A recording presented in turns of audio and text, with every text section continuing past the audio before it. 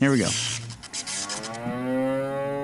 Listeners, lovers, and friends, welcome back to the podcast. Up above Dave Grohl Alley in Two Ticks and the Dog Productions, I am your host, Jim Fogarty, and I am excited today because we have our very first return guest, Mr. Bill Schotten. Welcome to the show. So happy to be here, Jim. I'm so happy that you're back. I listened to our very first episode where I was actually punching in the sponsors ahead of time. I was like recording them after, and now we're just able to do them live. Remember when Fox News, what's the guy's name? He doesn't work there. Let's do it live. Oh, yeah, that guy. You know what I'm talking about? Yeah, he went nuts. Yeah. And also sitting in on the co-host spot, Brandon is off with the baby. Barry is off selling in another community today. I think he's in another state. I think he's actually in West Virginia today. Wasn't able to make it. But because we have William Victor Schotten on the podcast today. Remember we did it the last time? We were like, William. Yeah, that's great. Brandon was in the co-host thing. We had a little skit. Because we have William Victor Schotten today, filmmaker extraordinaire who just did the rights for 2 of his narrative films and a documentary. Is this correct? Am I getting this correct? Yeah, there was a problem with Silver Cell, so Silver Cell won't be going out to... Oh, okay. Yeah, that got pulled back because of some old expired rights. Licensing? Yeah, okay. some old licensing that's got to go, so... Well, Bill's got 2 films, one documentary, one narrative that just got picked up for distribution, and we thought a perfect addition today was Mr. Daniel Hardy of the new Hardy Brothers. Hello. I'm so glad to be here. I love it. Daniel Should I introduce myself? Well, do you want to introduce me? I'm going to introduce you for you if you don't mind. Yeah. Here it comes. Daniel is a film student at the Savannah College of Art and Design, which, Bill, if you didn't know this, in the October issue of Movie Maker magazine, that's this coming up, okay? Savannah College of Art and Design is one of the top film schools in the country. It's one of the top film schools in the Southwest. So, Daniel, welcome to the show, man, and thank you for sitting in today. Thank you for having me. Man, you are super welcome. We're going to get back to Daniel because here's the perspective today. Bill is a successful filmmaker, just did some distribution. Well, wait. No, you did this last time. Yes. This is true, man. You're a successful filmmaker. You just signed a distribution deal, not just a documentary and not just a feature, but a documentary about that feature and the others in a period of time of independent cinema in Northeast Ohio. The golden age, yeah. The golden age, as we were talking about earlier in the green room, where Bill was trying to school Daniel on some of these, old school history of the Youngstown, Greater Warren area. Daniel's a resident of Howland, and I lost my train of thought. What was I saying? About, I don't know. The direction we're going. We have Thank you, Daniel. 2 successful filmmakers over here. Oh, and someone see, that's why just you starting laughed, out. and that's why I'm about to laugh too, because he's like, "Oh, successful filmmaker." Thank you, Daniel. Yeah, You're welcome. You've passed the 3rd test of the day today. You are on your way to the training center, the internship of a lifetime here at Two Ticks and the Dog. Daniel today jumped right into the deep end and was like, "Yeah, I will sit in and I will totally be a co-host today," because he's going to sit in as the perspective of other film students across the country to talk to 2 mooks like us, successful mooks. Sure. Right? So both Bill and I are filmmakers for prodders out there that are new to the show. And Bill, of course, was our very first guest in episode 1. And in that episode, I punched in the sponsors ahead of time, but I got to do that now before we really get ripping. So I want to give shout outs to my man, Coates Car Care, Jim Coates and the Coates family of Coates Car Care, CoatesCarCare.com, where you can purchase a watch. You can actually get in and purchase a Wash Club program, a Wash Club monthly unlimited program for less than $1 a day. You can go and get your car washed every day if you like. They do a great service, 5 locations. And if you want to also sign up for their app and purchase through their app, you can actually drive up to the car wash, hold your phone up, they barcode scan it, and you don't even have to get out of your car. You don't have to exchange any money. It's completely coronavirus and COVID safe for your safety and mine. Sounds beautiful. Isn't it? Yeah, that sounds great. Brandon Giovanni, MDI Studios, powers the website. He powers our website, and he powers Coates' as well. That Brandon's a brilliant guy. Isn't he? Yeah, love Brandon. He's going to love to hear that from you today. I'm sure he's going to be sad to miss this episode. I know, because we go back a long way, me and Brandon. Yeah, we were talking about that in the first episode. He's definitely going to be bummed. He's going to be bummed also if he doesn't get himself a Station Square gift card. Mm-hmm. Ooh, we were talking about that. Station Square is also our season 2 sponsor, along with Coates.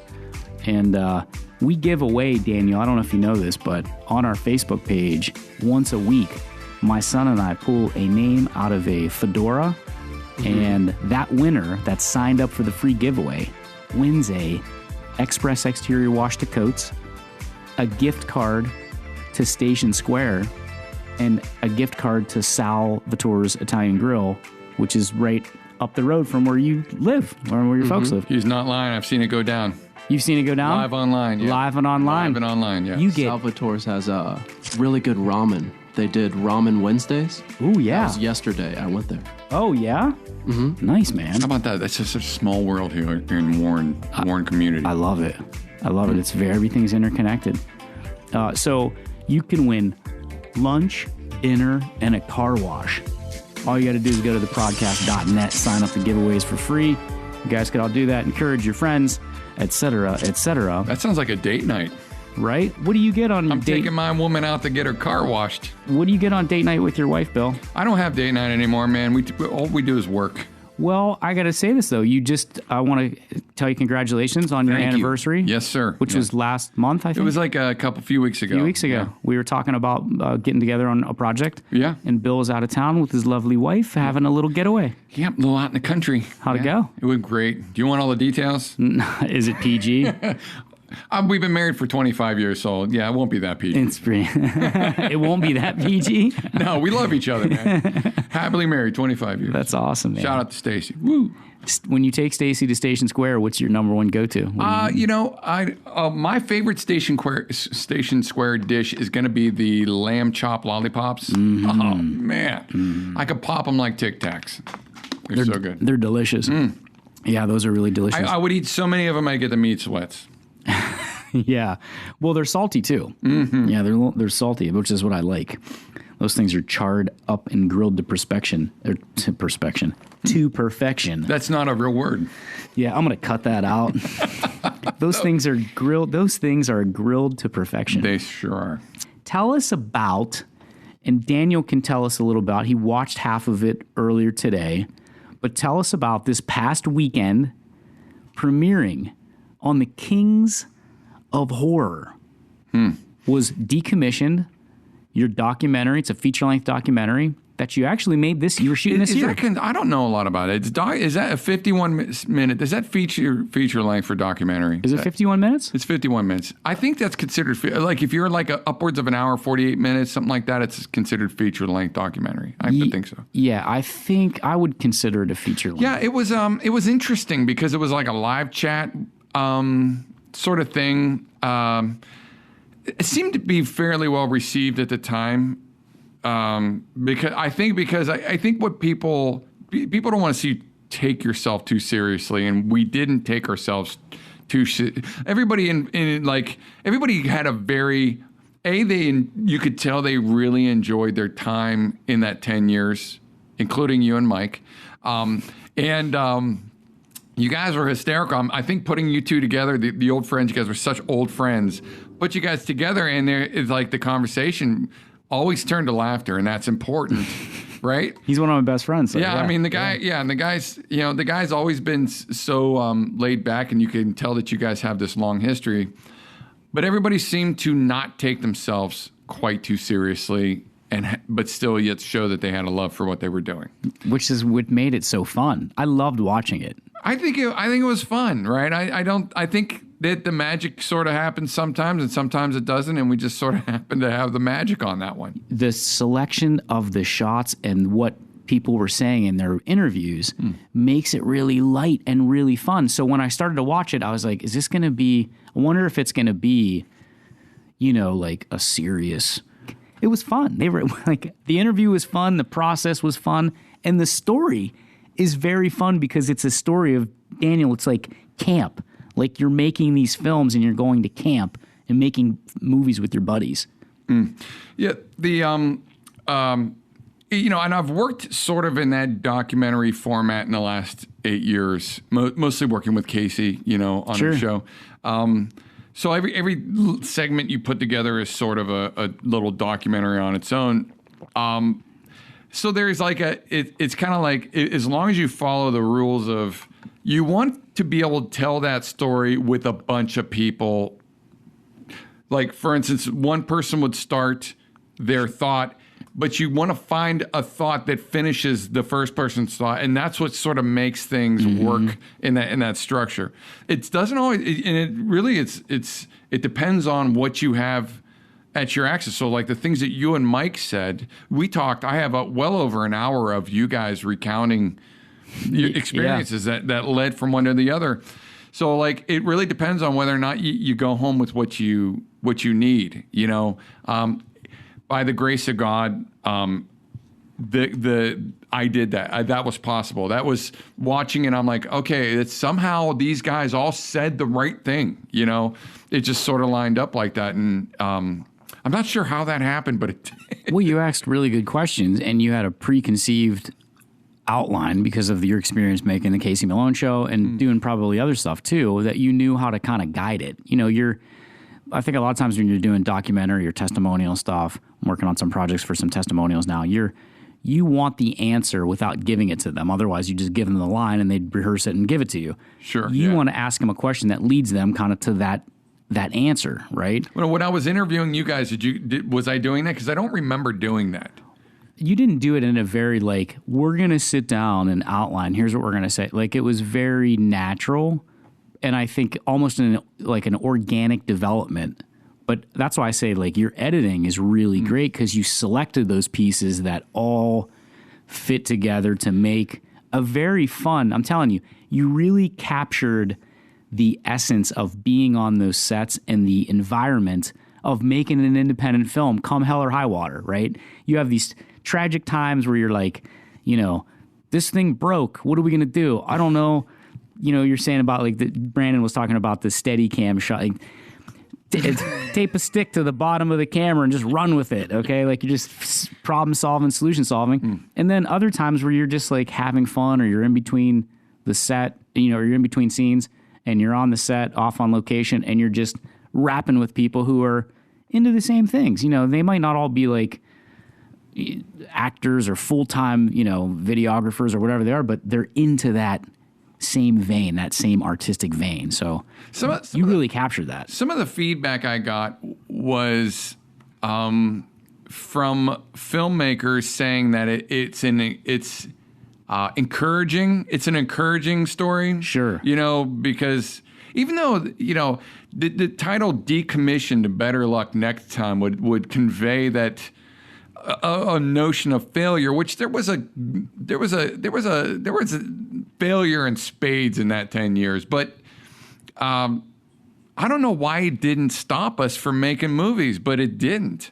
We just got together in the next year and gave it another shot. That's where the better luck next time part of it comes from. And we didn't learn. I mean, as time went on, we started things, especially when you look at between Dead Life and Sabbath, there was such a difference in we're like, oh, this looked terrible, so let's do it differently this time. Let's get a dolly and try to make things look a little bit more like Hollywood-esque. We did. We succeeded in that, but we still ended up with a film that got trashed because it wasn't a good film. But, it's that it's a nice bookend for that 10. It's like a documentary 10 years in the making, which is and we didn't even know we were making it at the time. Right. You called that a belief in Santa Claus, but a belief in filmmaking. We earlier. probably shouldn't say that, should we? Because is your son listening to this? No, he does not. But Okay. Santa Claus is real, man. Yeah, but earlier you were saying that you, during when you- those yeah, 10 years, you right, believed in filmmaking. Exactly. It wasn't business. That's a good. Yeah, it's When we were making this, like for instance, when I kicked off and started writing this script for Dead Life, there was this magical feeling that you have that you're going into doing this. Even the idiotic choice to do it on Super 8. I don't know, Jim, you're going to give some pushback on that because you seem to like the idea of doing it on Super 8, but the even that is like there's a magic in that. But once you start working, once that 10 years came and went, and I started working professionally, it's the magic had gone, and I no longer believed in Santa Claus. Right? It was like No longer believed. So in Christmas filmmaking. morning is just really about me getting up and getting my coffee, and watching other people have fun. That's kind of I guess that's the best way to put it.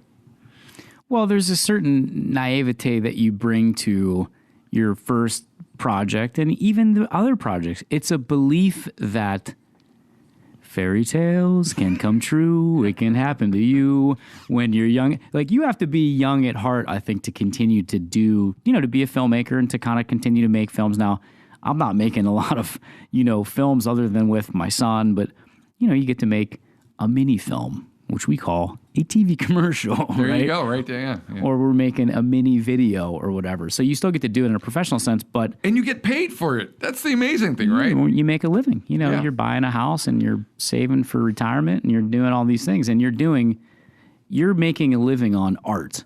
But you're also, and this is also kind of applicable to bigger productions as well. When you're at this level, Dan, you control all the pieces for the most part, right? It's yours. When you get someone that comes and gives you $30 million to make a film or $300 million to make a film, They're in control. it's not. Yeah, I mean, Yeah. That's why Zack Snyder's coming out with his Justice League, the Snyder cut. Have you seen the thing of that? It actually looks pretty cool. No, I haven't seen that, but I can. Like, he didn't have final cut on that project because there's so much money involved that you get the marketing executives and you get the producers involved and you get the executive producers. That and doesn't seem fun to me. Right. It's as a matter of fact, I want to do it one time just to see. I don't know. I find Hollywood What? to be It is very. It's just a sewer, man. Hollywood.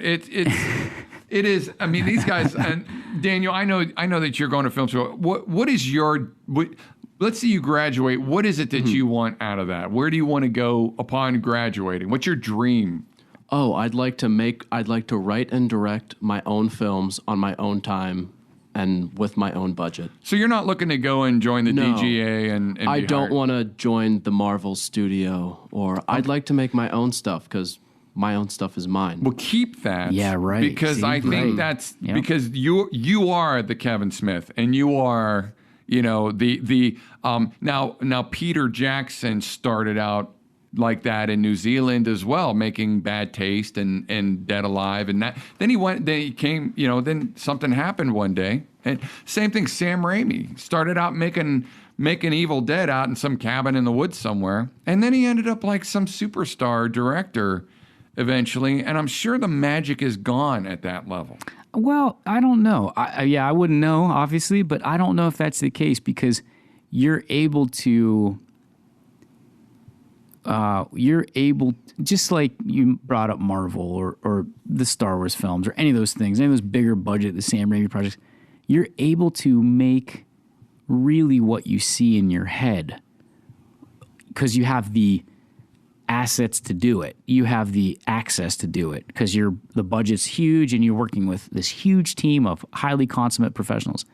When you're at a startup phase or even in a phase where we're not in a startup phase, but we're, there's no $1 million, or multi-million dollar An projects. average-sized company. This is, I would say this is a small to mid, a small production company. Mm-hmm. But I can put a guy in front of the green screen but I don't have a soundstage green screen. I'm not flying people from wires. So you have to kind of make up creative problem solving. You have to kind of make up solutions to these creative problems so that you can make the guy look like, he's falling down the stairs, or he's shooting lasers, or like they're not going to look like the Star Wars lasers, or the guy flying isn't probably going to look like the guy flying in a Marvel movie. Yeah, the best you could hope for is like something made for Sci-Fi Channel, right? Yeah. Something like... And that's cool. And kind of to your point with when you're saying about the 8mm Dead Life, or even Wormwoods, and that you're making a project that you have, and it's a fun, like B film. It's okay to say, oh yeah, we made some B films. Cause I watched the recut. So Bill, you recut some of Wormwood's End for the distribution Thanks deal. to COVID, because that's what kind of started. You started this whole thing, by the way. Well, thanks. I'm glad. You did. You have been on my rear end for 8 years to get this thing distributed, right? Yeah. And finally, Jim's on there, and he's yet giving me slack again on Facebook when I post. What did I something. do? It was always, Jazz, you have this way of getting in there and finding if I post anything on Wormwood's End, right? Yeah. Jim gets in there and goes like, hey, that's great. It'd be great to see it someday come out. And he throws out, you know what? Do you know what is that thing? You know the thing they have like a dull nail at the end of a stick? It's a cattle prod, bro. Exactly, yeah. He sticks me with the prod, right? Right, I prod you. Finally, one day, and this is like during COVID, and I've got nothing to do. I'm still producing the Casey Malone show, so I'm sort of not sitting on my rear end 24/7. But he throws one more in there, okay? Because I'm like now reliving my glory days because I've got nothing else to do. So I'm posting old stuff on Facebook. And here he comes again. So I'm like, fine. You know what? I tell you what. Come July, we're releasing it. I'm going to self-release it. I'm just going to throw together a little package. We're going to put it out. And then I want y'all to shut up about Wormwood's End. Okay, so I didn't know Bill was getting, he was upsetting I him. really wasn't upset because I had sort of got this from. I don't care that it did, mind you. Okay? Yeah, right. Because it came out, right? Yeah, we kicked it down. Kicked the can down the thing. So I'm like, so I opened it up. I'm like, let me take a look at this thing. This thing looks terrible. I'm like, I didn't like the grade I did. I saw, I had done it 8 years prior before I even learned how to color grade. Yeah. So COVID comes along. I'm like, I spent 3 weeks restoring this thing to what I consider to be something we can release. Yeah. I fixed a lot of the audio problems. I fixed a lot of the video problems. And I think cut out some swear words. I cut out all the F words. Yeah, okay. Yeah, I wanted to make it, because that doesn't really fit. I think we do way too much of that. Yeah, I agree. In films. Yep, me too. Let me give you I'm guilty of that big time. I did, and I did. You saw my first, all my movies up to Right. that. It was like Scarface with zombies. Right. Me too. So if you want to be different, Daniel, do two things. Number one, keep the foul language out of your film. Okay, it's not funny and it's not. Sometimes it is. It just depends. It depends but on most of the time it's not. Most of the time it's not. It's overdone. And don't let your actors take liberties. You know what I'm talking about. Right. Oh, yeah. If you let your actors take liberties, they will throw that in every chance they get. It's a crutch sometimes. It is. To add gravitas to what they're saying. Yeah. It's realism. Yeah. It's not going to make, I know they think it makes them sound angry. It helps them, but it doesn't help the movie. Right.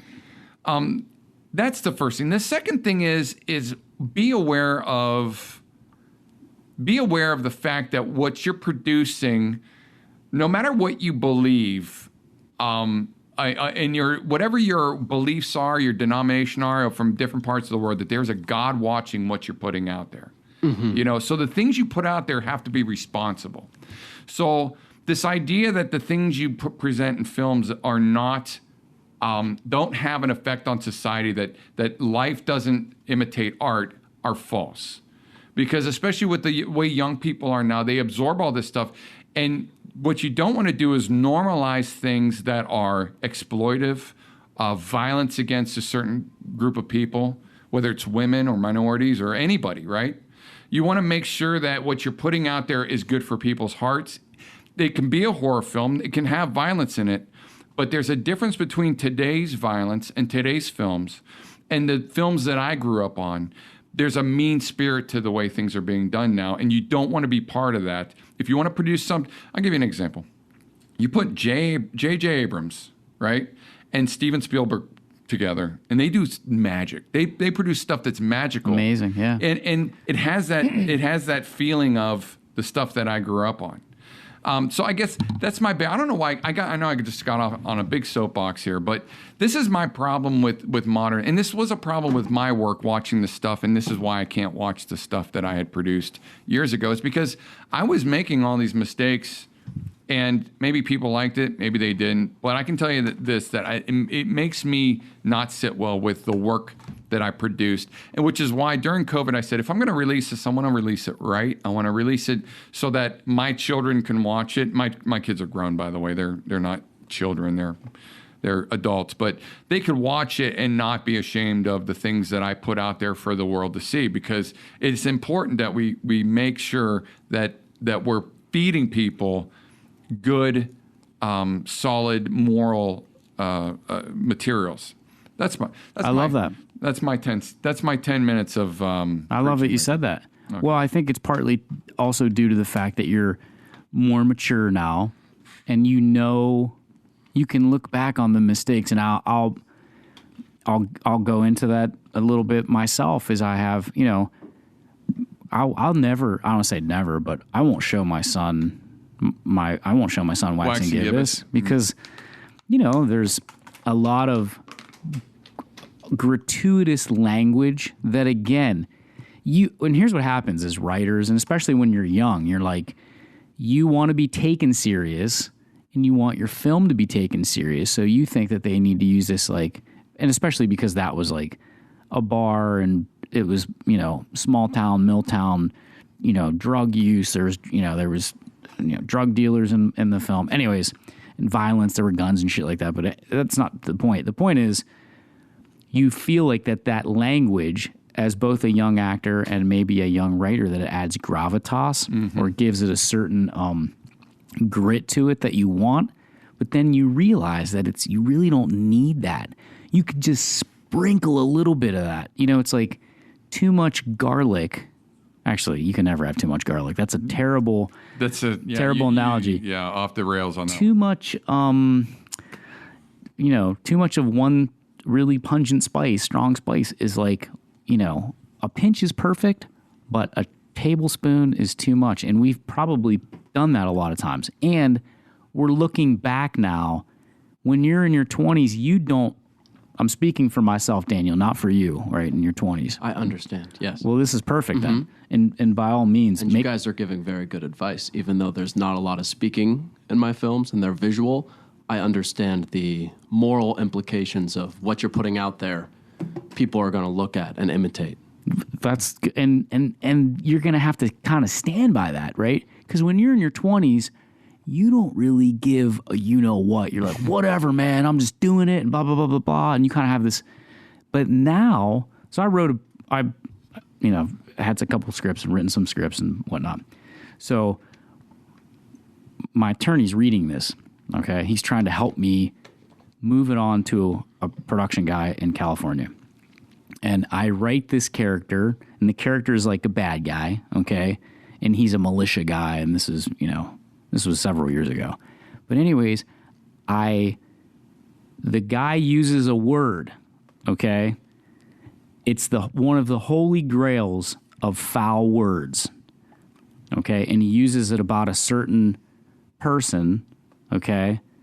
And I'm not even going to say what it is, but it's just one of those words that's cringeworthy. But I wrote it in there, not as a way to do, because I wanted this guy to be that bad. I wanted the audience to know that this guy is a racist POS. Oh, I see what you're saying. Okay. Now you know what I'm talking about. Yeah, I know what you're talking about, yeah. Okay? And so I used the word in there, in the script. And my attorney reads it, and he goes, man, the script's really good, blah, blah, blah. He's giving me some notes and changes stuff, and he goes, that word, that the guy, you don't need that. You should definitely take that out. And I said, well, yeah. I said, but I want people to know just how awful this guy is, where you have this visceral reaction and this, stomach, like, oh. He goes, you don't need it. And that was probably 10 years ago or whatever it was, 2008 or 9. probably 2009, 2010, 10 years ago. Now, I wouldn't even think about putting any of that in there. Yeah. Not because of the way society is, because it's not needed. Yeah. You know, and so when Bill re-edited it, how much time did you trim off of Wormwood's I End? think we went from like maybe 85 minutes to 80 minutes. Really? Yeah. It was only 5 minutes. I thought it was much longer. And no. Listen, the original edit for that thing was like 96 minutes, I think. Okay. The original edit, and then I got to chopping stuff out that didn't matter, and another thing, you don't want to be in love with your runtime either, Right? So it plays very well at 80 minutes. It moves along. I cut a lot of this exposition between me and Ashley as actors in the thing. Also, don't cast yourself in your movies. It's a terrible idea. That was one of the notes that I had when I wanted to talk about, like, how was that? How is one objective? And first off, how did you even put yourself in your own movie? And was it like you always wanted to act too? Or, and then how does one be objective in directing oneself and then editing oneself? I don't know, man. I don't know. The whole thing seems that Honest answer, hindsight 2020. We're trying to get this Day of the Lord up and running, and of course I'm cast again. It's me and Ashley in the film, but it got to be where, and you'll be able to relate to this. I got to be there anyway. I may as well be one, if I can act or if I can do a decent job, I may as well act, because I don't have to then worry about getting somebody else to, because I can tell you, unless they're collecting a paycheck, actors like to not show up. Can you imagine that? Not showing up when you're not getting paid? Who would have thought that money makes people show up? So when you're making a movie for like $2,000 and $3,000, nobody's getting paid. You're spending that money on pizza, Cheetos, and bottles of water. So that's the key thing was, I'm there all the time, and I can, if I'm in the lead, I then don't have to worry about the lead showing up. So that's the thing that motivated that, And also another thing too is then I could put myself at risk without. For instance, I took a pretty bad. That's cool. I took a pummeling from George Kovacs in the fight scene. Oh yeah. And somebody else would not throw themselves on a concrete, street, face first, and now, and the next day, I remember the following day we showed up at the lumberyard to shoot, and Ashley's there with picking gravel out from under my skin. Before we started shooting, I had rocks embedded in all over my knees. Because there's not really a lot of stunt coordination when you're doing indie films. We're just doing it, right? And it's the worse you hurt yourself, the better it looked on camera. So I didn't have to worry about somebody else getting hurt. I don't want other people to get hurt on my set, but I sure don't mind getting myself hurt on it. Unless you're paying them to get hurt, and then it's acceptable. Yeah, set them on fire, throw them out a window. Well, I thought when you said taking a pummeling, you didn't mean physically, but you do mean physically. But also, when you're out there in front of the camera or on the stage or wherever, you're naked. And so I thought what you were saying was, which I think maybe you are too, is that if you're going to ask all these other people to be naked with you and be at risk of then someone saying, your acting sucks or that movie sucks, then you are willing to do that yourself. I see. Yeah. Yeah, there's truth in that. Yeah. I guess that I actually was in the film prior to that, which was Below Ground. That's the one that came out in Walmart. Below Ground didn't do well, but all things considered, we made that film for $200. So, it was a 24-hour thing we set out. The whole thing was improv. You don't have to make excuses for that. I know. Man. I'm selling dead fish. Your shit was in your shit was in Walmart. We talked about the first episode. I was walking through Walmart one day, and I'm like, I picked up this compilation disc. I'm like, oh man, Bill Schotten's film. How the hell is he in Walmart, man? Yeah, I was like impressed. Yeah. And then and how somehow I just never made it out of Hubbard. Well, you did. You've got international business. See, I think here part of it is what your expectations are going in. And so Daniel can kind of see like, hey, here's like a small level expectation. There's very few. It's just like, listen, when you start out, this is me. I don't know what you're thinking. When I started out, and I'm still chasing that dream, man. I'm going to chase it until I'm going to keep on keeping on until I ain't got nothing left, because that's all I know how to do. Now, will I get there? Even if I got quote unquote there, I'd still probably wouldn't be there, because it would be what's the next thing, right? But I think everybody starts out to kind of like, I want to make these movies, and there's the 1% of directors. You brought up J.J. Abrams and Spielberg, which, by the way, Bill, Spielberg is from our era of filmmaking, so that's why there's that magic, nostalgic. Yeah, it's amazing stuff. He's a genius, okay, but those guys are in the 1%, right? Just like a professional athlete. How many kids grow up and say, I want to be a professional baseball, basketball, whatever. I want to be a professional athlete, right? And they chase that dream. And some of them, they chase it into high school and they're pretty good. Some of them may go on to college. Most of them not, but the ones who do make it to college on a scholarship to play their sport, most of them don't make it to like the big tier, right? D1. There's a fraction who do, but most of them are in smaller schools, and then some of them then maybe move on to that very next level.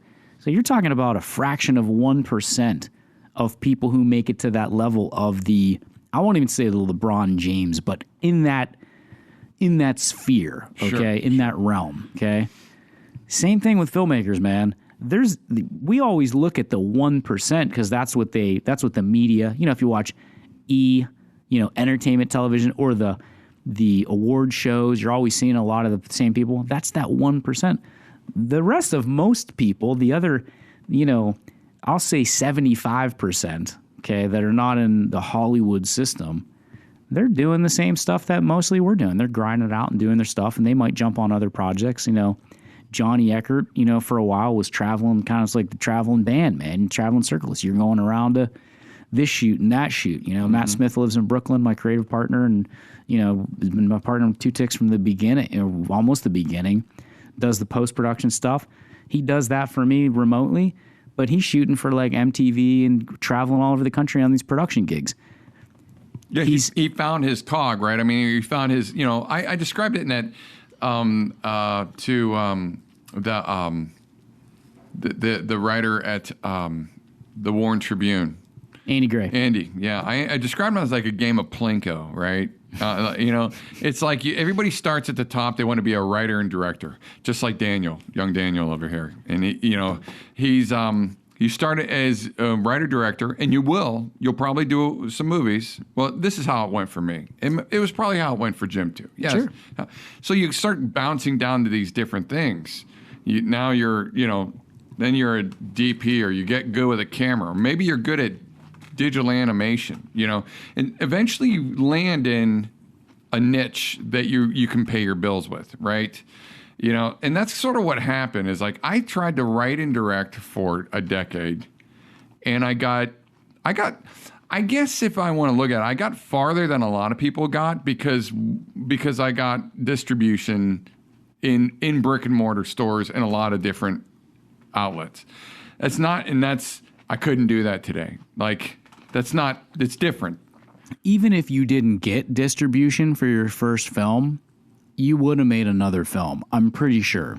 I don't know that to be a fact, but you probably would have done another one because that's the type of person you are. And like part of that pressure or those little prods, bzz, broadcast. Is like, Bill. So I thought the film was a little bit longer, Wormwood's End, but I saw it, I was there at the premiere. So I knew the potential and your potential. So same kind of thing. I think with your potential and the fact that you got the first one done, I haven't gone on to make I made a feature-length documentary, made some shorts, blah, blah, blah. But getting that first one done, there's most people, they don't even get to that point. So once you got the first one done, I don't think it really would have taken, even if you didn't get the distribution thing, you still would have done it because this is something you love. Yeah, Fred Olin Ray had a great, I don't know if you know Fred Olin. He's an old cult film director. You know, this is a guy that would make films like Hollywood Chainsaw Hookers. You know, really family films. Yeah, real family films. But I've actually spoken to Fred Olin Ray on the phone, and Fred actually had seen at the time, which was kind of an honor, Dead Life, because I shot it on Super 8, and he thought how weird that was. And he said, the thing about making movies is once you make a movie, then you want to make a good movie. Mm-hmm. It's all like, because no one's first movie will ever be. They don't. I'm sure even Kevin Smith, when he made Clerks, for sure, looks back and probably he's like, right. Let's make another Clerks. And he makes Clerks 2, and Clerks 1 was funnier stuff. Right. So, but there's truth in that. You're gonna keep, and the problem is when you look back at your past films, you never think they're good enough. You know, 10 years from now, I'm going to look back on the documentary and go, I would have probably done that. Because you grow as an artist. Yeah, you know, maybe I should have interviewed more people, or maybe, you know, we could have put this in. But the fact is, there's a inherent dissatisfaction with work, and that's what keeps you making new things or working on. Same thing goes with your commercial work. You know, I know my commercial work. I'm always trying to top my last one. As I'm sure you're trying to top your last one as well. You know, you always want to do better. You want to find new ways to make things look good or better. You know, which then begins the forever chain of buying gear, right? I mean, it's like you're constantly like, oh, this sensor. Ooh, look, Blackmagic came out with a new sensor. I just spent $6,000 on this camera body 2 years ago. Now I got to go spend another $6,000 because I got to have this one has internal ND filters. You know. This sort of stupid stuff we do where we can't seem to be happy with what we work on. Well, you can get caught up into that too, though. Yes, you can. There's only so much that the tools can do. Exactly, the artist that's wielding the tools is really more, you know, like, what was that movie with the green destiny with the sword? Crouching Tiger, Hidden Dragon. Oh, yeah. I never actually saw that. Can you believe that? Oh, my gosh. It's so good. Daniel, have you seen that? I have not. All right, man. Put that on your list. He gets the green destiny, okay? He's like the master swordsman. And when this apprentice gets the green destiny, she can't even wield it. You know, she doesn't know what to do with it. So he could beat her with a stick while she had the green destiny. Mm-hmm. Okay? Because he's the artist, right? That's just the same kind of thing. Do you want to hear an embarrassing story? I do. I love embarrassing stories. So a few years ago, not that long ago, four years ago or so maybe, I decided I was going to up my game, and I went and spent a ton of money on cinema equipment, okay? And because I watched all these videos, I'm like, look how good the image looks. This looks like feature film material, you know? We shot, like when we shot together, we shot on the Canon T2i, which is a little... Yeah. You could buy this thing for $200 now on eBay. Yeah. Well, so I bought this. So I went and I bought the 4K Blackmagic, you know, and I got a whole set of cinema lenses, bunch of gear, spent a ton of money on it. And I got this thing home, and I could not make this thing bark for me, no matter how hard I whipped it, okay? I couldn't get that cinema look. And I realized, oh, you're a crappy camera operator. That's why I have to learn how to shoot on cinema equipment. And it took me about a year before I finally decided, listen, this is what I'm going to do.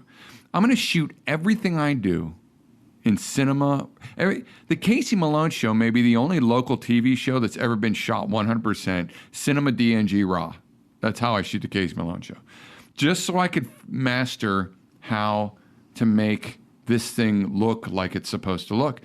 I didn't realize I wasn't just going to plug it in and point it at something, and it was going to look like all the sample videos you see online. It was like, I'm like, oh, the tools are great, but I'm a crappy camera operator. I have to learn how to use this thing. So and it was humbling. Seriously humbling. I bet. You know, but over the 4 years, I developed my skills with that tool, you know, and I was no longer trying to pound nails in with a screwdriver.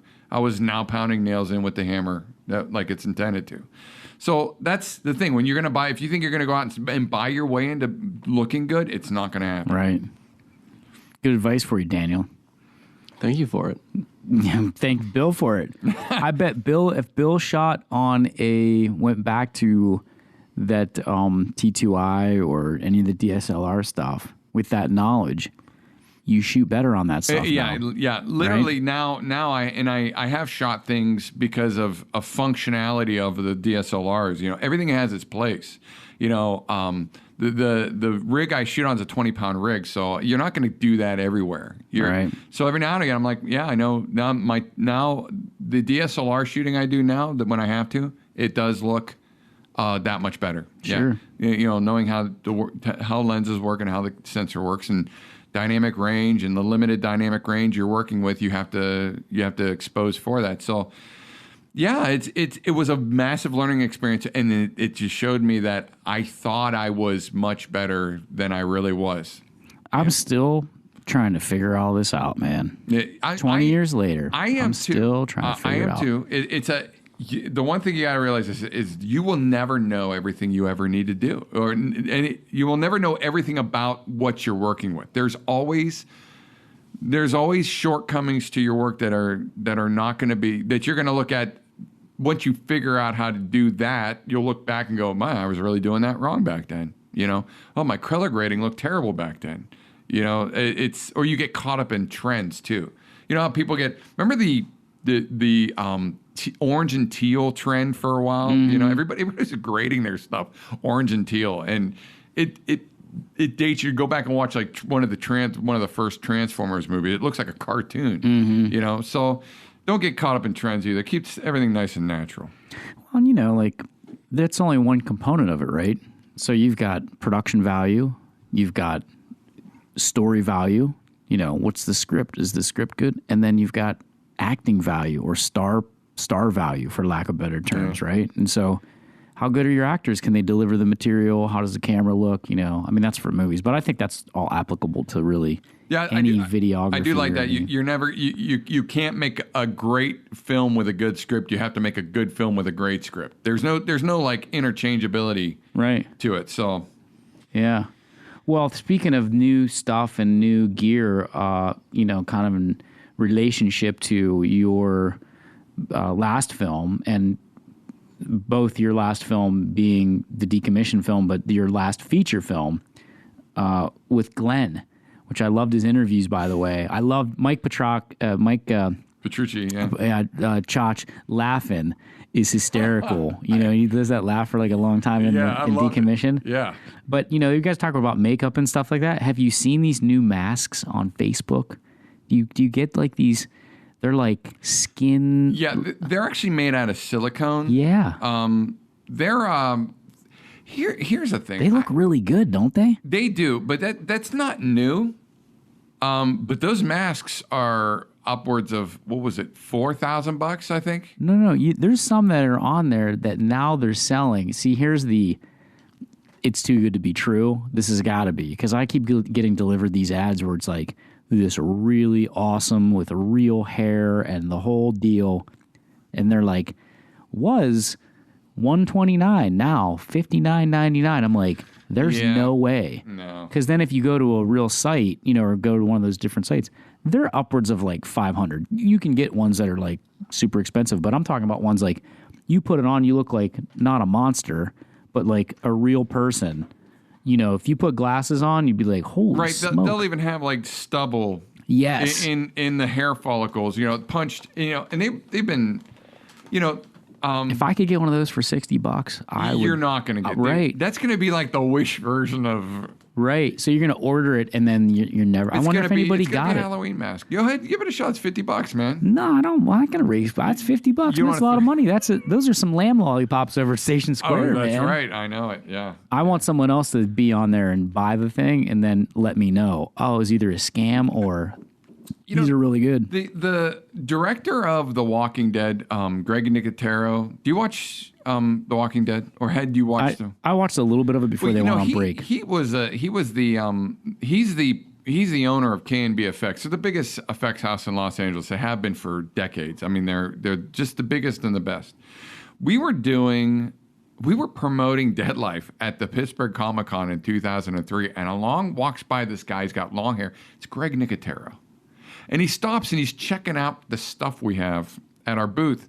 And he pulls out his laptop. This is before he was directing The Walking Dead, of course. He pulls out the laptop. He's making bodies. I think it was for Identity, maybe the movie. I can't remember which movie he was doing work on.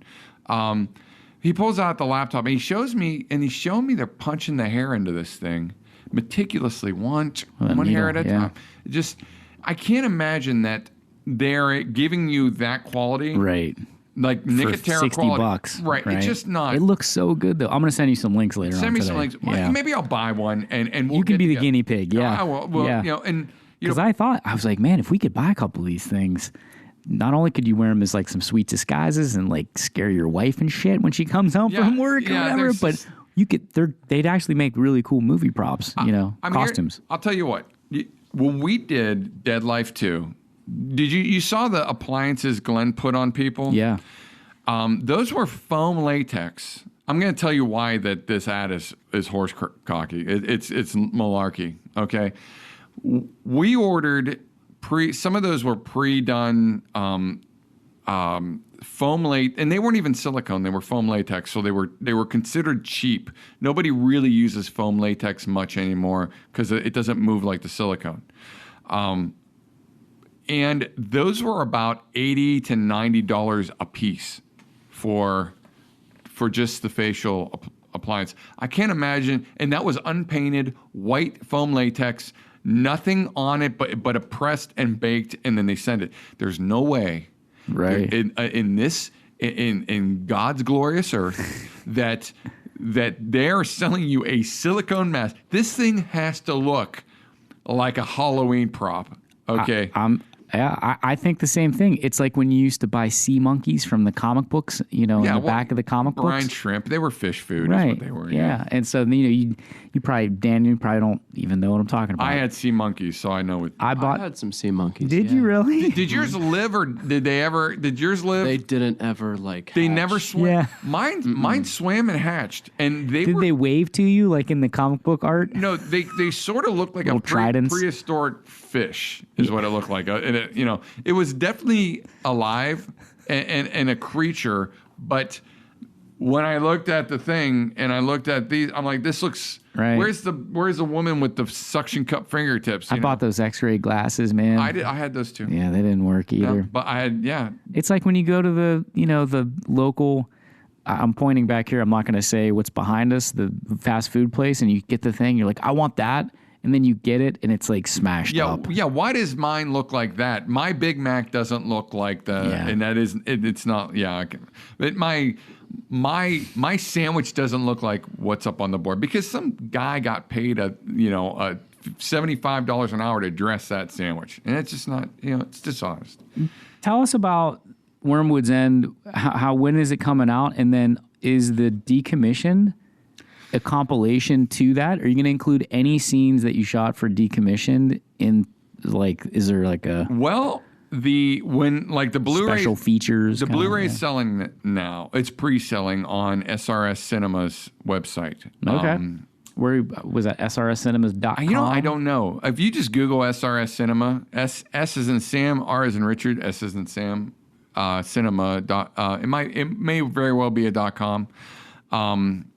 But I'll send you the link. Yeah, on it. I'll post it. They're pre-selling, and Ron Bonk, who is the owner of SRS Cinema, says they'll be shipping about mid-October. Oh, cool! And that's the Blu-ray. Just in time for Halloween. Right, exactly. So, and on that Blu-ray is going to be the feature film, a director's commentary featuring myself and Ashley Gallo. Where we talk about the making of the film, and the full-length documentary, Decommissioned, Better Luck Next Time. So you're actually getting two things for one. The truth is, he's really selling it. That's salesmanship there. That's right. The thing is Decommissioned was never intended to be the standalone thing. It just sort of became, when I'm listening to people talk about their experience, I'm like, this is like a standalone thing. I started asking, more questions about the history of instead of just talking about the film we made, I wanted to then talk about the things leading up. This is a real story here, and it does. It plays the rises and the falls and the hills and the valleys of what we did, and there was a lot unsaid as well. There was a lot of it wasn't always roses and unicorns. There was battles, there was relationships with people that had started and fell apart during when, so it was sort of like a family, and that's the only reason I think we were able to keep the momentum going is because everybody enjoyed spending that time with each other. Well, I don't know the exact math, but I just pulled up Decommissioned, because you can watch Decommissioned, the full indie horror filmmaking documentary, for free on YouTube. If you go to the podcast Facebook page or go to the podcast.net, and you can link to the Facebook page, and it's there. And it's got, I'm going to guess, I'm looking at it right now, Kings of Horror has over 1 million subscribers, and right now it's tracking, if I'm looking at thumbs up or thumbs down, you get about a 95% of the people that have watched it are thumbs up, and 5% are probably thumbs down. So, they might not be fans of Well, I can tell you that when we were premiering it, and I was watching sort of the chatter on it, there was some dissension in the fact that that it was actually a documentary. It had nothing to do with the content of the documentary. It was the fact that it was a documentary. Oh, right. And and not a horror film. Mm-hmm. So there was some, people that were like, I'm out of here. I don't want to see this. I'm not interested in watching. Yeah, they want to see. Yeah, they want to see some. They want to see a horror film, right? Yeah, but it's obvious. It says right on there. YouTube's a very navigatable platform. You could just click someplace else. But there are probably people out there that don't find it interesting or think it's a boring. Listen, when we put The Brass Ring out, which was terrible, it was my documentary about the making of Dead Life. People complained because they said they thought it was a mockumentary, that it wasn't real, that we were. I'm like, why would you? Does this honestly not seem like it's real? Like it's, but people gave it bad reviews because just for the reason that they thought it was a bad mockumentary. And I'm like, this is our lives. It's not fake. This is our lives, man. We're real people. It's our lives. I think it's more accessible now. Documentaries are more accessible. I think in the past, 10 years ago, pre the explosion of Netflix and Amazon Prime and all these other things, documentaries were like a little avant-garde. Like, oh, you're a filmmaker? Oh, what do? You watch documentaries? Like, now documentaries are like a big thing. People watch them, and people specifically, like I know people that would rather watch documentaries than anything else. So I think people who are into movies, especially into kind of like a DIY, indie, everyone's into, not everyone, but there's a huge horror cult, group of people. This is one of those things that they'd want to watch. And even if they weren't, again, just because of the fun flavor that you put into it, I think it's very, very watchable. Well, this goes back when I was getting ramped up about 2001. I saw for the first time American Movie. Have you guys ever seen American Movie? I don't think so. It's an amazing documentary and it was shot on 16 millimeter film. Back in the days when they were making documentaries on 16 millimeter film. So it has this beautiful desaturated sort of look to it, film look, and it followed Mark Borchardt, and the full title is American Movie, The Making of Northwestern. And they never made Northwestern because he never got the money. He never got anything he needed to do. But he did make enough or raise enough to make a short. So about a third of the way in through American Movie, The Making of Northwestern, they start making a film called Coven. And the rest of it's about, but they don't pronounce, they're from the Midwest, so they don't pronounce it Coven, they pronounce it Coven. Through the whole movie, everybody says it wrong. So that's what got me excited about making independent film or making my own film, was watching Mark Borchardt pain his way through just brutal trip through the Midwest making his film. And I think this sort of stuff may be inspirational to some people. And I'm hoping that maybe I think so. Decommission kind of comes across like that. That'd be great. Well, speaking of inspirational, Daniel, we've probably waited long enough to ask you, our resident filmmaker in-house here today, what kind of questions or what kind of things, what kind of information can Bill share with you and the rest of young filmmakers out there that you think might help you or help the others out there? Where do you get your ideas from, and where do you think that ideas come from? Like, break it down. Where do you think? Like, I know this is sort of what do you want to call it? Like an esoteric question, and I know you said you believed in God, but getting all the way down to it, where do you think that stuff comes from? Inspiration, ideas, energy to make your film? And I can only speak for myself, Daniel. There are different kind of filmmakers out there. You have Stanley Kubrick, right? Where does his ideas come from? I have no idea, because he's really something different, right? And a lot of people, like I had an assistant came out to shadow me for a day, Jason or Kenny Crank, who is also going into the film program somewhere. I don't know where he's going. Have a very when he watches a film, he can analyze things and know why directors did certain things in that scene to make you feel a certain way. I was never like that. Okay, so I am from more of the Rob Zombie, even though I don't like Rob Zombie's movies, where my inspiration was because I was a fanboy of Lucio Fulci or Dario Argento or George A. Romero, or the films that I had grown up on and had this connection to. It's why would anybody watch Dawn of the Dead, one time a week for 3 years straight? I don't know, but that's sort of where I came from. So my inspiration or my ideas came from my,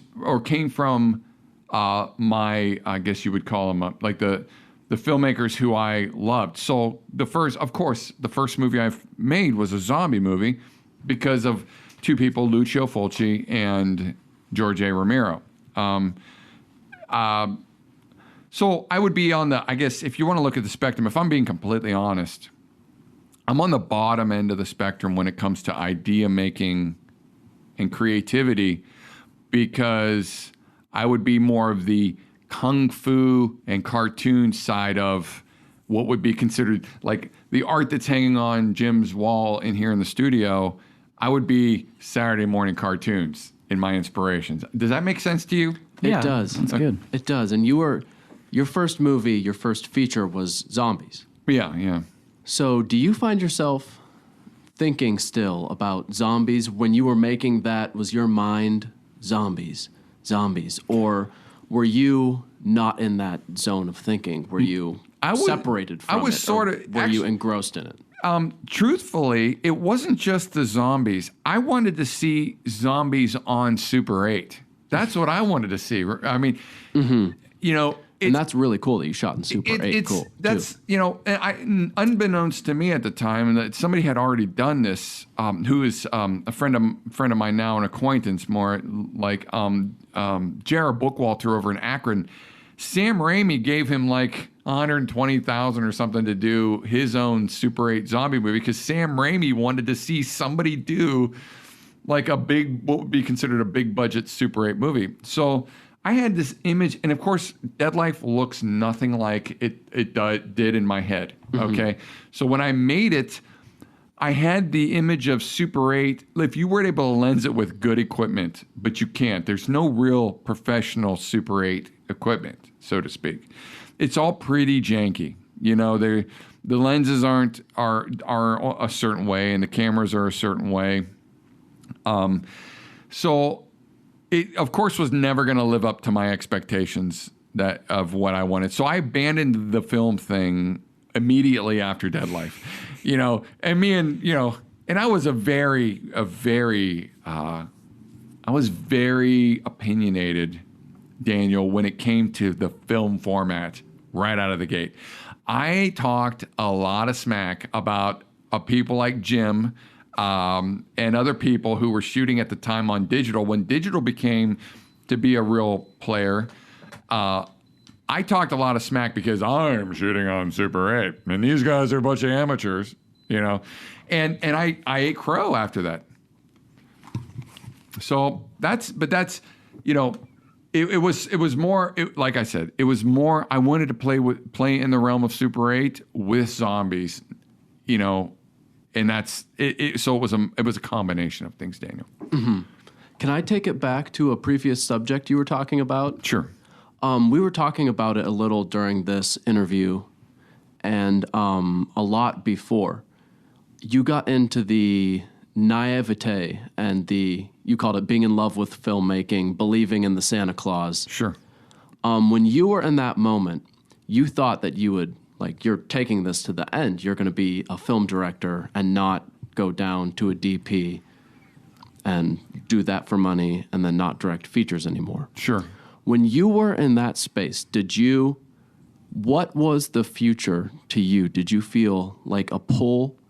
I can tell you my plan. Was it something you were projecting into the future? Listen, I saw my future as clear as crystal. Okay, and here was the future. The future was I was gonna do Dead Life, and this is while we were making Dead Life. I was gonna do Dead Life, and I was gonna sell Dead Life, and I was gonna make a quick $500,000 right out of the gate. Okay. Then I was going to look at Jim's shit. That's hilarious. Yes. Jim, did you think that about Wax and Gibbous as well? Okay. Yeah, I thought we were going to Sundance. Sure. And either I was selling that for a quick mill. Yeah. No, I didn't think it was quick because, it took a year to make the film almost. But yeah, I thought I'm going to develop this into something else. Like that'll be the next thing, So I was going to do that. And then once I did that, I had already started talking to talent for the next one after I sold it for that $500,000. And I was going to make a film. I had this idea called The Midway, and it was about this witch that owned a carnival that traveled and created freaks from the townspeople from the different towns. I love that. So yeah, and Ashley Gallo says we still need to make that. Yeah, it's great. And it was either going to be that or get some of those masks. It was going to be Fat Uncle Corncob, which was a story about this moonshiner who used to feed the ghouls that lived in the swamps underground. So like there was and these were going to be like $500,000 movies that I was going to be making within just a couple of years.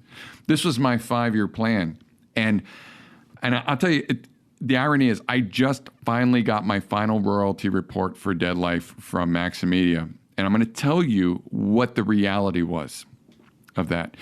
So I'm looking at what the film made over the years that it's been with Maxim. And it made $27,000 total, of which I got $6,500. We didn't even recoup. What was your investment? What was it was like $7,400 or $7,500. So we even came up 1,000 shorts. It's a lot of Hollywood films do the same thing, Bill. Just sure. The numbers are different, right? I'm not saying that's a bad thing because it wasn't my money, it was Jason's. He would probably speak. But Jay understands that. We talked about this just separate, me and Jay, because he was in the interview. Yeah.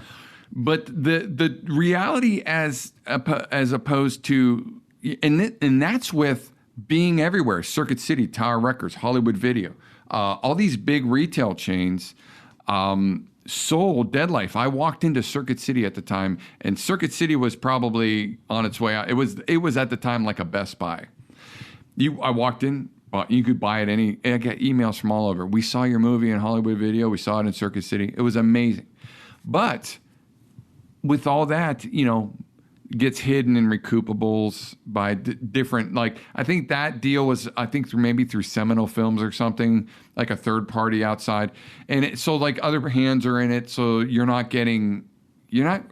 lose, the money just sort of disappears, Mm-hmm. So that's the reality as opposed to my dream. The magic was that we were going to go through this. We were going to have a big film studio here. And did you put the film studio thing together in your head when you were?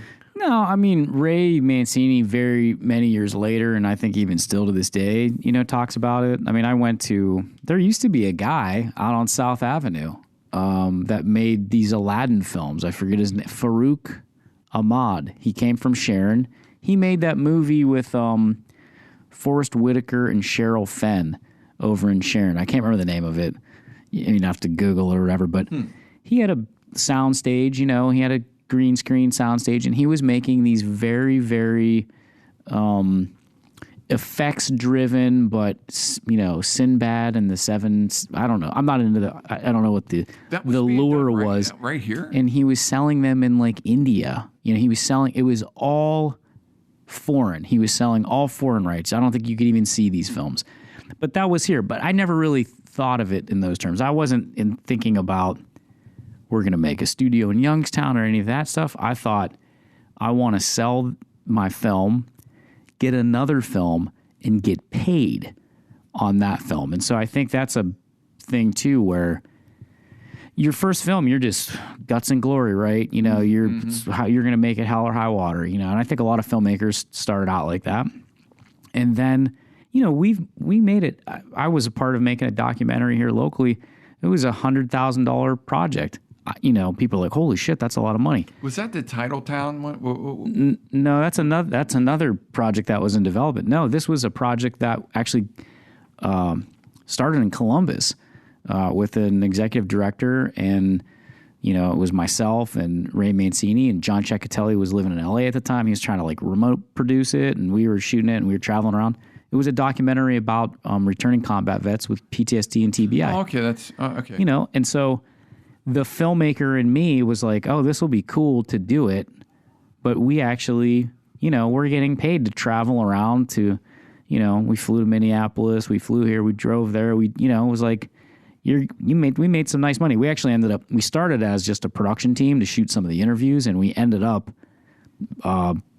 being producers on it, or starting to be producers on it. Game of Plinko, man. Yeah, right, exactly. But, we made a living at it. Mm-hmm. You know what I mean? We're making a living at kind of doing that stuff. So I think that was the dream. I think the dream was, and I think it's still relevant. Like, I think certainly with your quality of filmmaking now and your expertise, that it's easier now to get someone to say, hey, or a group of people to say, we'll give you the $300,000 investment.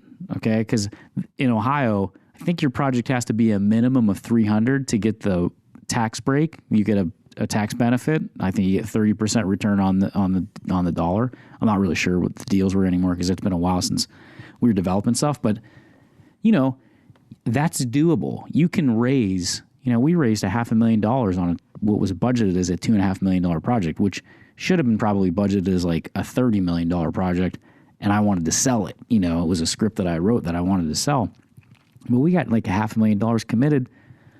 Couldn't be made for that. You needed a second unit. You needed part of the thing is that, like Bill had talked about the selling packaging with his film from the key art. Horror films, you can do that. Mm-hmm, yeah. Drama and some other stuff. And now it's different because Netflix or whatever. But you need to have some name actors so that there's a draw. That's why these guys command. That's why Tom Cruise gets $20 million because his movies will gross, $200 million domestically and another, $500 million, worldwide or whatever. So same kind of thing. That's why I was talking about story power, star power, star value and production value. But I never really was into the whole studio thing. I just want to keep making films or just keep making art, which is the success piece of what you're saying. You're making art in your what's the right word I want to use here? You're a filmmaker, Bill, so you're making film art. Whether you're making it for Casey Malone or you're making it for the, Bill just is working. Tell us about your new job real quick too, if you can. I'm what would be called a technical director at the Old North Church. It's a campus. It's it's a big thing. You're talking about like the network of the cameras and stuff? Massive. There's just a mass. It's a like a built-in TV station, which multi-camera, I didn't go to school for that. Are you running the switcher and all that? I'm running the switcher Oh, wow, and the Midas 32, the big soundboard. It's in a very big expansion to my, like, listen, I mean, I'm like you, I'm like one camera production, right? I mean, that's kind of the art of filmmaking. We're sometimes two, Bill. Throw a couple GoPros, we might be four. Exactly, right? Because all that's, but the technical term like for filmmaking is one camera production. So like some of your best TV shows, like the stuff that's really looks good is generally one camera production. So they'll get like an Arri Alexa or something like that on set, maybe maybe an Alexa and Alexa Mini.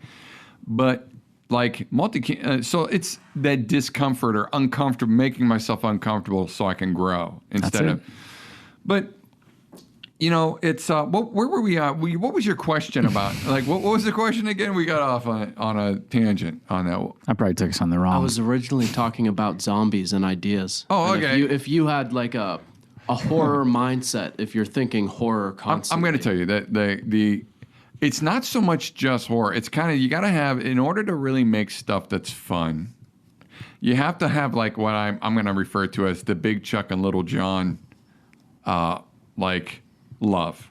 Mm-hmm. And you probably don't even know who Big Chuck and Little John are. Now, Jim, you might know who Big Chuck and Little John are. Of course I do. Okay. So when we were growing up, they were like the horror hosts out of Cleveland. So they would have this show, they would have skits, but they would always throw in there would be it was always like one of the Hammer horror films from back like a Christopher Lee Dracula film. Christopher Lee as Dracula, or Peter Cushing as the vampire. Nice. That's a good one. Hunter. So you got to have like there. That's when I talk about like I would be like the Saturday morning cartoon version of what perhaps maybe Daniel. You strike me as a more what's the term I'm looking for?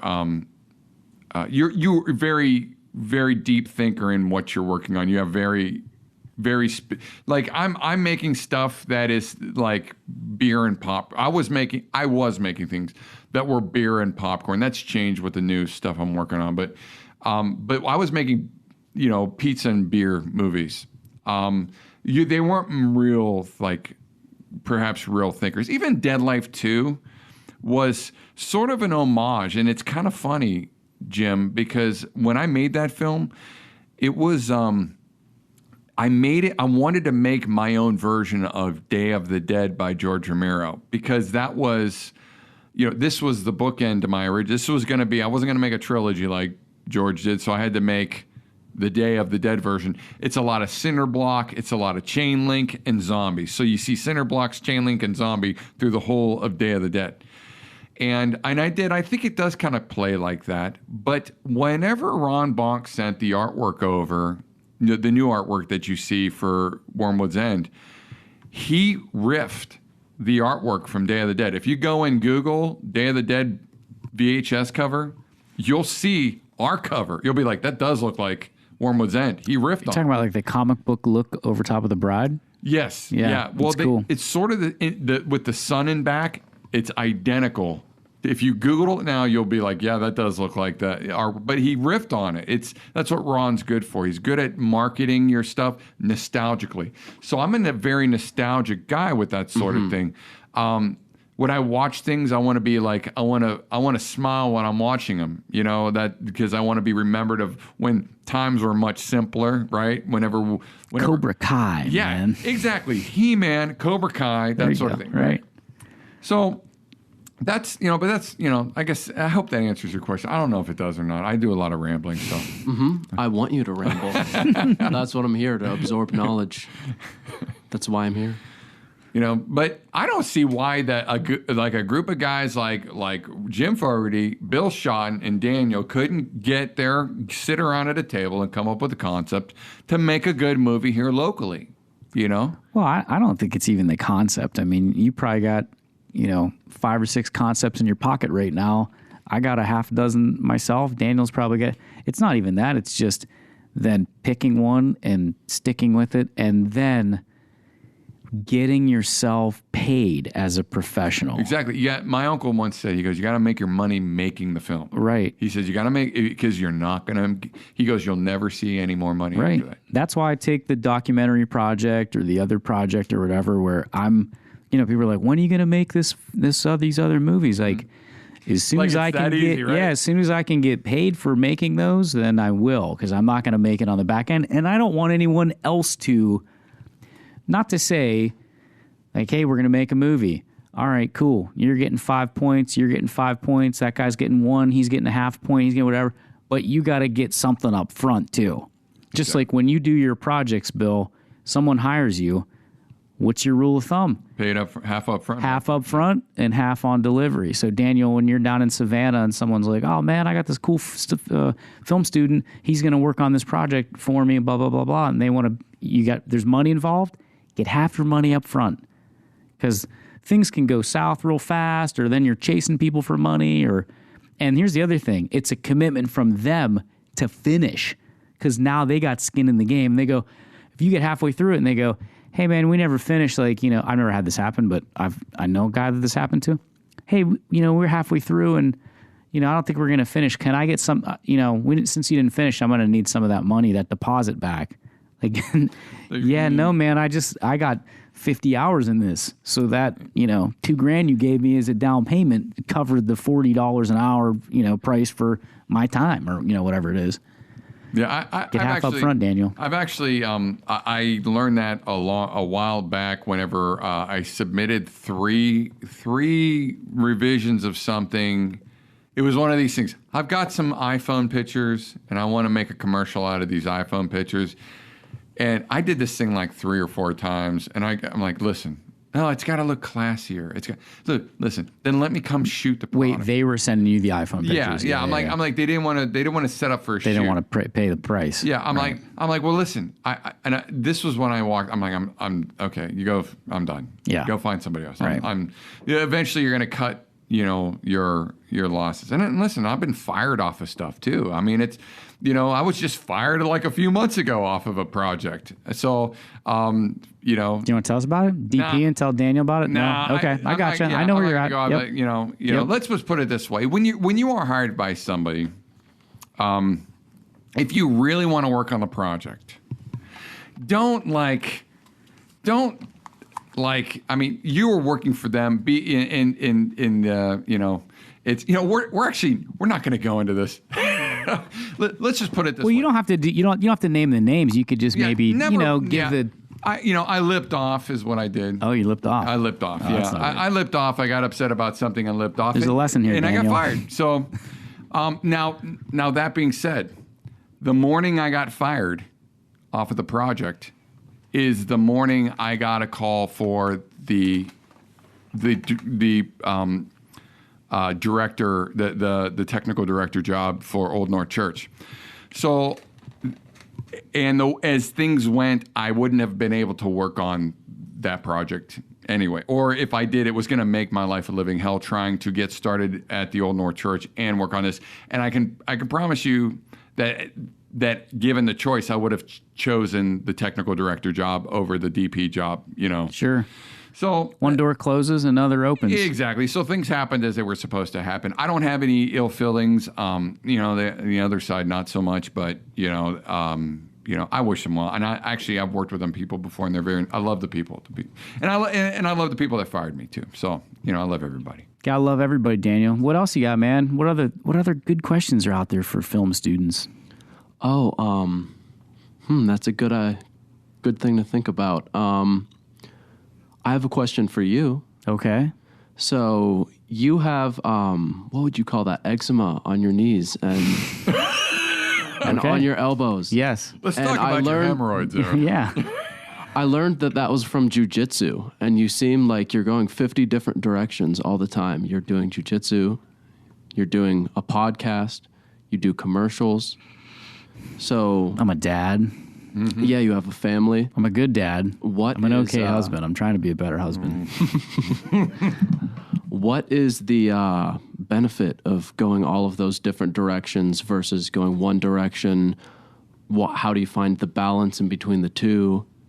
Where does your interest take you? Well, that's a deep, multifaceted, and multi-layered question. I'll try to answer it in extreme brevity. Please, go on. I find that, well, first off, life is short. Whether it's short by someone else's definition, whether you're someone dies prematurely in their 20s. They go, oh, that guy was pretty young, or girl was pretty young. It was a short life, Or whether someone in their 40s or 60s, or regardless, we're here for a very finite amount of time, right? So I want to do all the things that I am interested in while I'm here. Now, I might not do them well. I've written some songs. You can listen to them on iTunes. We published a couple. I'm not a musician, okay? It's the first I'm hearing of this. Yeah, well, I'll send you some links, Bill. Yeah, you can. Why don't you play us a live from the studio song? Yeah, you're not going to get that to happen. But Bill actually is a tremendous guitar player. But, so he's an artist, so you have different interests. So, that's one thing, right? And the other thing is this podcast. I have a lot of fun doing it. I like to hopefully give education out for people, that are listening. Hopefully there's filmmakers that'll listen to Bill's advice and maybe now my advice and even your advice, Daniel, to inspire them or educate them on a certain path. But we're here such a short amount of time. So you can't really know if you even like something unless you try it. And you don't really know if you're good at something unless you try it a few times, right? My son, I was the same way. I'll show him to do something. He thinks he's got to get it. He's going to get it right the first time, right? And that's very rare that happens. First time filmmakers, the Kevin Smiths and the Spike Lees and the Edward Burnses of the world, they're few and far between. There's very few guys that get it right. And to Bill's point, I bet if those guys went back, they'd go, yeah, that was, it was okay. They look back. So I find that the busier that I am is also a good thing for me, that it spurs growth, personal growth, and personal knowledge. So I know a little bit about, you brought up jiu-jitsu. That's a great, because we're going to hopefully have a jiu-jitsu legend on coming up in the next couple of weeks. But I don't really want to talk to him about jiu-jitsu. I want to talk about the effects of that, finding comfort in discomfort, or maybe accepting. Bill's challenging himself, and we talked about it earlier in the green room, and I want to congratulate you again on the technical director's job. I think that's awesome, and you're welcome. And you're willing to take the risk and experiment with things that you're not comfortable with. And you were like, oh man, this is really not my wheelhouse, or not, and I said, yeah, but you're new at it. So in another 6 months, you'll be a wizard, because you'll work those things out. It's just very overwhelming. Life is very overwhelming. And to quote my dear friend, Jay Ognebane, he used to say I used to get overwhelmed because I had too many balls in the air, which I'm comfortable with a lot of balls in the air now, which is probably to your question. But I'd have too many, or I'd be working on some massive project, like a feature film. How do you eat the elephant? You eat the elephant one bite at a time. I love that. Right? So it's the same thing with life. How do you achieve these things in life one bite at a time? I might not be a great guitar player. I'm not a great guitar player, okay? I think I write some decent lyrics, and I'm probably not really a great singer, but I've done it a little bit, and it's fun, and it's brought me to the next level, level of understanding in not just my art, but in art in general. And I can easily talk to, we had Jackie Popovic of the Vindies on. Oh, yeah, I love Jackie. Yeah, right? She's great. And she's got a great voice and really is a good player. And we were talking about music. I can talk to her and have this conversation. I don't have Jackie's voice. I don't have her talent. But I have some validity to what I'm saying because I put myself naked out there the same way that she does. Not very well, Okay. Same thing with jujitsu, or same thing with anything. Like, I got to give Bill some credit and some props. He gave me an opportunity to act in Wormwood's End and gave me a little bit more than I wanted to, it was like I didn't bite off more than I could chew. He gave me more to eat. And I was like, oh my gosh, I got to eat all this, right? It was really fun. And it opened a doorway to me. Now, there's a little bit of discomfort there. To the point now, when I met Daniel yesterday, I was trying to highlight parts.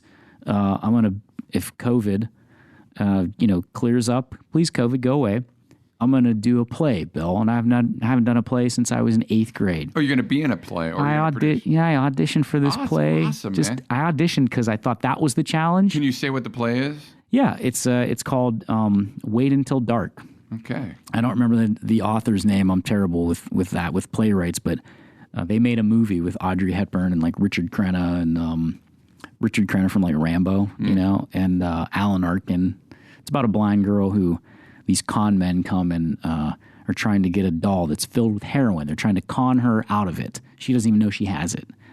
Anyways, and suspense and, it's a thriller, thrills and but it's a totally out of my comfort zone, and I don't know how I'm going to do it or how I'm going to be it. And it's just kind of, you just do it. You have to be willing to fail.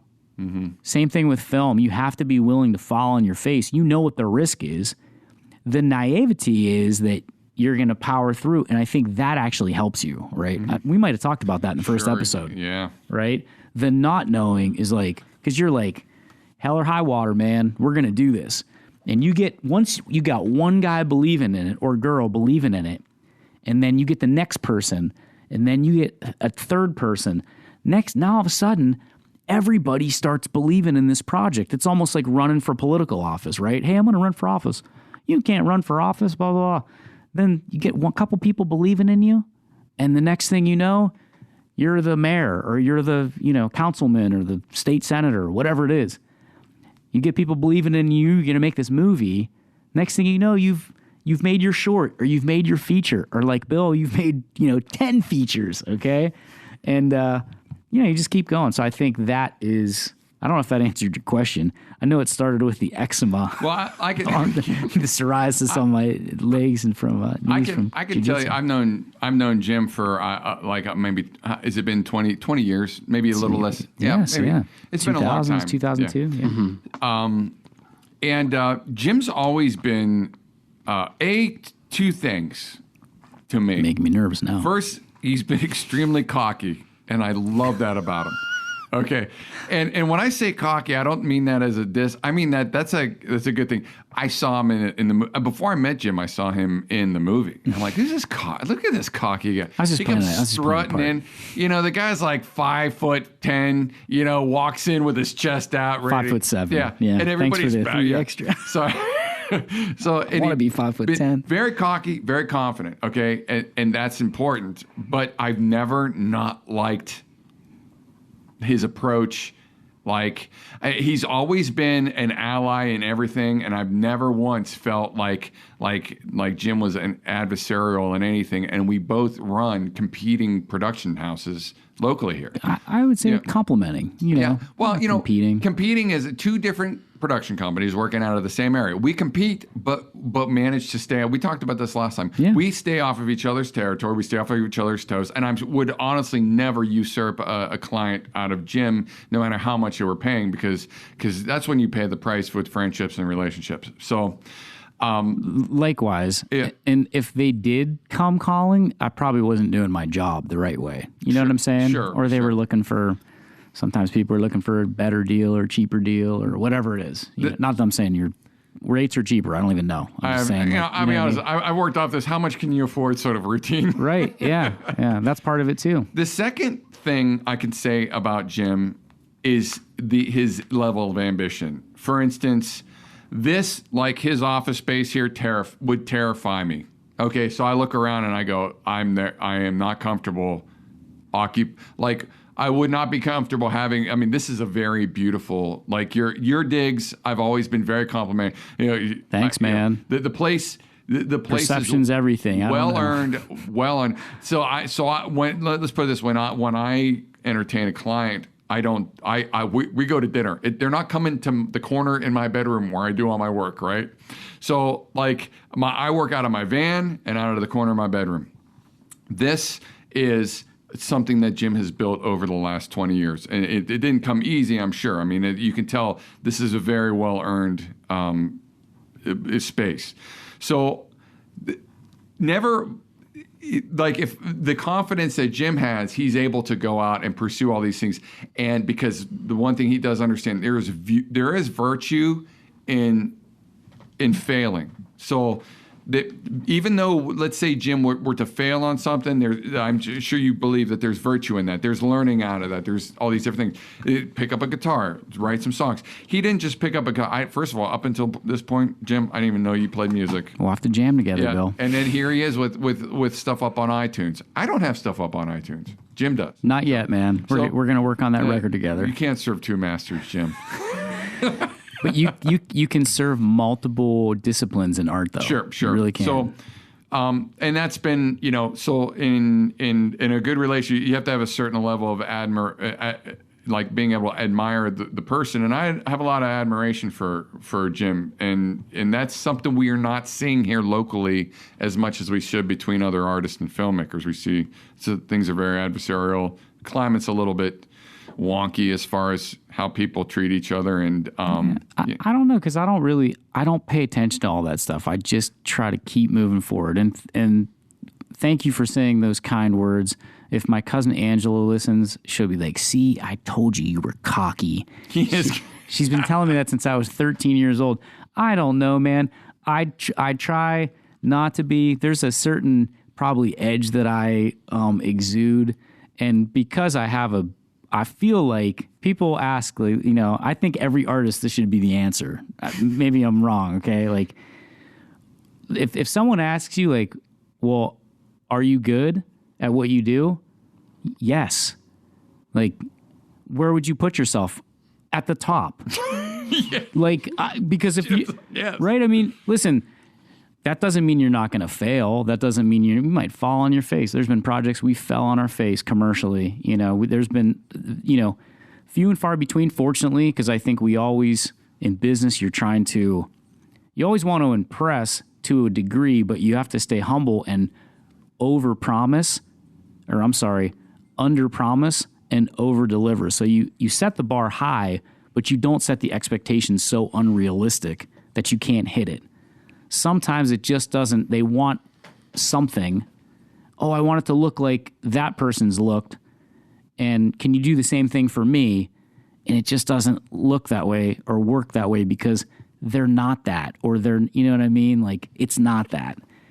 But I think a lot of it has to, like, a lot of the cockiness. I mean, there's been several Jim Fogarty entourage sightings where Jim has walked in with an entourage. I just have a lot of friends. They're not an entourage. I'm going to go back to the Boom Boom Mancini movie. Remember this, like 8 years ago? Boom Boom had a movie about him. Oh, The Good Son. Yeah, The Good Son. Excellent film. Jim comes walking in with an entourage. I'm like, whoa. Who is that? He was one duster and a cowboy hat away from being an outlaw at that point. Kicked the doors open. I think people were just walking in with me. They weren't with me. I literally went, just me and Berkey went to that really? film. I don't know why I thought that was an entourage side. I probably knew people. Yeah. I don't know. Jim has a way of, like, kind of lighting up the room when he walks in, big smile. Like, I'm here. I like to light it up, man. Yep. Like Jimmy Z in Waxing Gibbous. That's what you're talking about. You gave me 3 inches. You're like, 5'10". I don't know. I thought those guys might just be exceptionally tall. I would love to be like get a little height on that. So I did notice that when Mike gets exciting and when Mike gets excited in Waxing Gibbous, his voice goes up a couple of registers. Yeah, right. Does he ever laugh about that? Like, I don't know. He did that in Dead Life too. When he was in Dead Life, he would get mad in Dead Life, and his voice would go up a couple of registers. I think that's him just naturally. I think he has that. But Mike is not an aggressive guy now. No. He's a real, like, laid back kind of guy. Yeah, he's very. Actually, you'll have to meet Mike Daniel, provided your tryout here today and next week goes well. Because Daniel that's one thing I said about. He's very confident too. He's very, like, future forward in a sense where This cat was like, he came down and was calling. I wasn't even here. This was like during the beginning of COVID. He was calling me from the lobby and was like, "Hey, I'm here. I want to talk to you about an internship." He's like leaving me this message. I'm like, man, this guy came all the way down. Like he's got some. Yep. Yeah. So good for you, man. Thank you. I heard about you, and I'm still learning this stuff. I'm going to college. I've made a couple shorts, and I need to learn. I'd like to be. My ultimate vision is to be an surrealist art film director, but I need to learn some of the technical aspects, and I need to learn some of the business aspects, even though my vision for the future is making very conceptual art, which I do now. I can't just live in my own world the entire time. I need to have some of this business and technical knowledge. So I was like, hey, apply for an internship. And I was looking around. I found you. I was like, ask and you shall receive. And if you don't, ask somewhere else. That's a great philosophy. And I like that you're open to, you're doing the same thing. Same thing Bill's doing with the technical directorship. Same thing I'm doing with this audition for this play. You're putting yourself out of your comfort zone so that you can grow, right? That's the way we grow. It's always a little uncomfortable. Remember they talk about like the shell or the exoskeleton or the thing gets too tight on the snake and it's gotta shed its skin, right, yeah. man. Shed your lobster shell. Yeah, right. And it's uncomfortable. You have to be uncomfortable a little bit in order to have growth. This was very comfortable today. I thought this was a very interesting episode, specifically because we had a really cool co-host and a student filmmaker, and I love that you're into the art of it. Daniel's an artist, and hopefully a little bit of the commercialism will rub off, because making conceptual art, we'll have a conversation off air, but making conceptual art for a living, as a profession, I don't know how that's done. There probably are commercial applications to that, though, where there's money involved, budgets.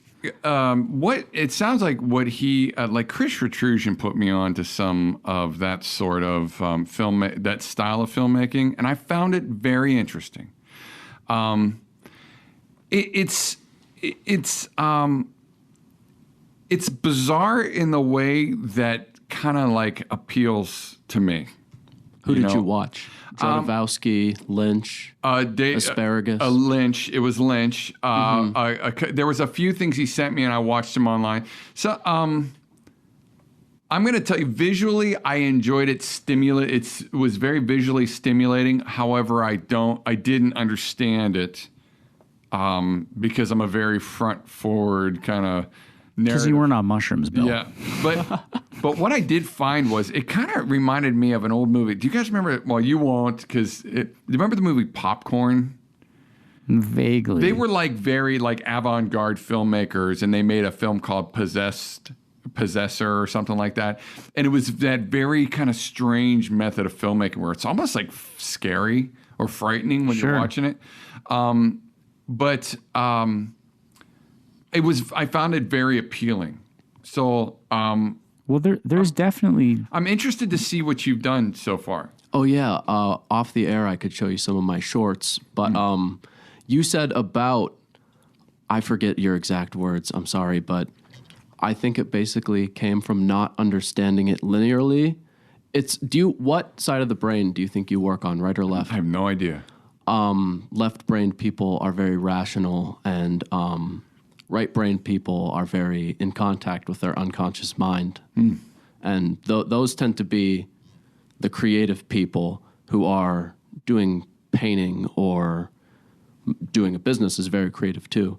Left-brained people are accountants, engineers. Those are honorable things to do too, just because we're doing art.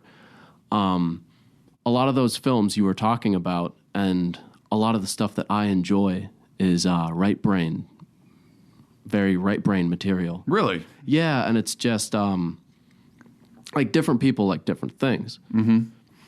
So found it you to be understand it. very stimulating in a way that, in a way that I didn't particularly understand why I liked what I was watching.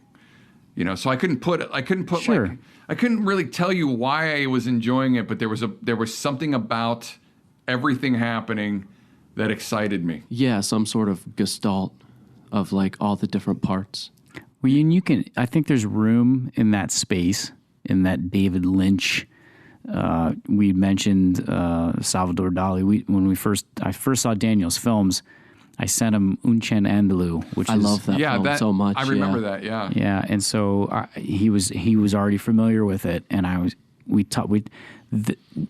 you fill in the gaps that are there when you watch a film like that, right? You're watching, and the filmmaker is giving you this information, the eye being slit open, and these repetitive images and things of that nature. But you're also bringing your conscious and subconscious to it too. And you think maybe one thing is happening, and Daniel watches it, and he thinks something else is happening, and you watch it, and you know what I mean? Because you're all bringing your own subjectivity to it. Because there's openings. When we talked about five phenomenon, we're getting real deep now into some heady shit, but we talked about five phenomenon about Yesterday at the cafe. Yeah, and how, if you saw, five phenomenon, Bill? I'm not familiar with that. All right, so like five phenomenon is if I showed you a picture of a dog, and then I showed you a picture of a bone, and then I cut to a close-up of the dog, and he had like a happy, like eager-looking face, and then I cut to the bone, and it was even more close on the bone. And then I cut to the dog, and he was hunched down, ready to spring. What's the next shot? The dog eating the bone. Exactly, right? So that's five phenomenon. That's how it makes sense. When abstract filmmakers sometimes make these films, or Dada pieces or whatever, they don't always make it in that five phenomenon linear sense. There's openings, there's gaps. It's like jazz. And you're filling the gaps with your unconscious or subconscious thoughts, almost to the point where the guy's in the room and he's threatening the guy, and then he closes the door. This is interesting filmmaking to me. He closes the door, and we don't see him sticking a screwdriver in the guy's mouth and prying his teeth out. We just hear, some Teeth falling on the ground. Yeah, that porcelain sound from, when the guy sticks his mouth on the curb in American History X. We hear that sound, and the door closes, and some screaming, and you fill in what's happening. That's probably more terrifying sometimes. Right. Well, that's truly the opening to the original 1970s Texas Chainsaw Massacre, where you hear like scraping and screaming, and every now and again the camera flash goes off, and you see a quick flash of like a rotted corpse. This guy's digging up bodies, but you hear him scratching through the dirt and pulling rearranging the body parts and stuff, and you're like, that's interesting. Okay. Yeah. All right. It's just delicious and interesting sensations, and it makes your brain fire. Images are, to me, Carl Jung said this, he's a psychologist, images are pregnant. And you can look at something like the dog about to pounce on the bone, and you could tell, where's that going to go next? And that's the beauty of films. Images are pregnant. I like that. Yeah. Mm-hmm.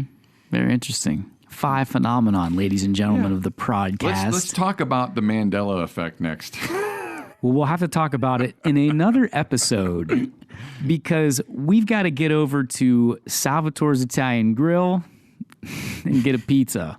Actually, I got to get one on my way home.